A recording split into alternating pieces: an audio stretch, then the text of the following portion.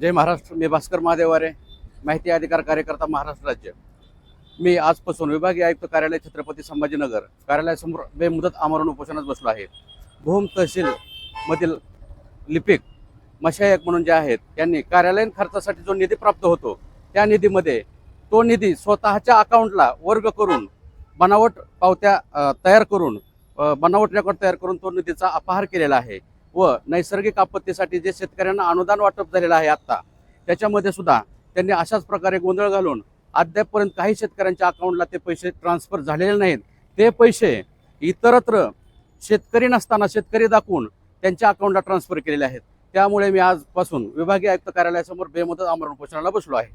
Sir, आपण तिथे जिल्हाधिकारी कार्यालयात माहिती यापूर्वी जिल्हाधिकारी कार्यालयाला मी निवेदन दिलं होतं.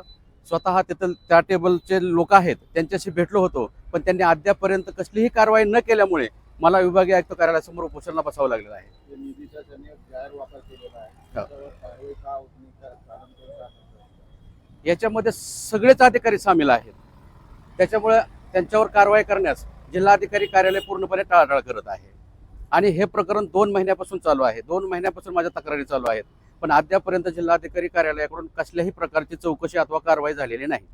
विभागीय आयुक्त साहेबांना काय विनंती करणार? विभागीय आयुक्त साहेबांनी एक माझी विनंती आहे की बाबा, हे जे कार्यालयीन खर्चासाठी पैसे येतात ह्या पैशाचे त्यांनी स्वतःच्या अकाउंटला पैसे ट्रान्सफर करून बनावट पावत्याचे नोंद करून जो अपहार केलेला आहे याची ह्यांच्या स्तरावरून चौकशी समिती नेमून त्याच्यावर फौजदारी गुन्हे दाखल करावेत. सर, आपली मागणी मान्य न झालं, शेवटचं पाऊल काय राहील? मी ह्या कार्यालयासमोर जोपर्यंत माझी मागणी मान्य होत नाही तोपर्यंत बेमुदत आमरण उपोषण करणार आहे. आणि त्यामध्ये जर का वेळ काढूपणा होत असेल तर या कार्यालयासमोर आत्मदहन करणार आहे. आपलं नाव?